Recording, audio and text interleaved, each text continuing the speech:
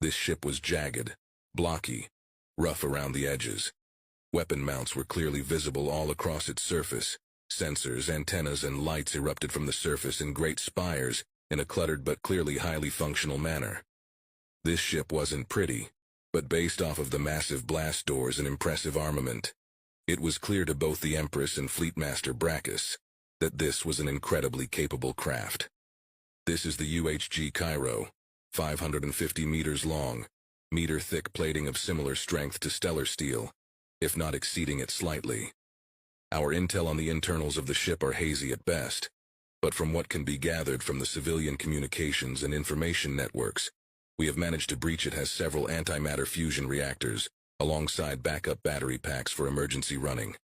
From visual inspection alone, we estimate this vessel is capable of carrying a complement of roughly 120 space fighters of varying makes and models. By all accounts, this is a super carrier, and its capabilities are roughly equivalent to that of a system cracker. Military simulations show that in order for these vessels to defeat a fleet of 4 system crackers, the humans would need to commit 5 vessels of this class. Fleetmaster Brachus seemed to be in much better spirits now and began to interject. I admit that these vessels of the... What were these aliens called again? Humans, Fleetmaster.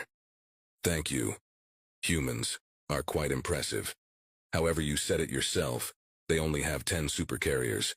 While we may incur more losses than if we were fighting the average galactic ruffian, the Imperial fleet should have no problems dealing with such things. Brachus turned toward the Empress with pride in saying, I will have the invasion plans drafted and the fleet on high alert by the end of the week. The Empress took one final look at the display of the Cairo before replying, Very well. These humans admittedly seem quite industrious. They shall make a fine addition to our empire. Thank you for your concern, Scoutmaster. This intelligence has been invaluable to our decision today. If that's all... Uller clicked his mandibles loudly and let out a huff. That is not all. The Empress was shocked at the Scoutmaster's open display of disrespect. Her royal guard visibly tightened their grip on their blasters, and Fleetmaster Brachus roared in anger. Within a fraction of a second, the Fleetmaster had his saber pinned to Ullar's throat.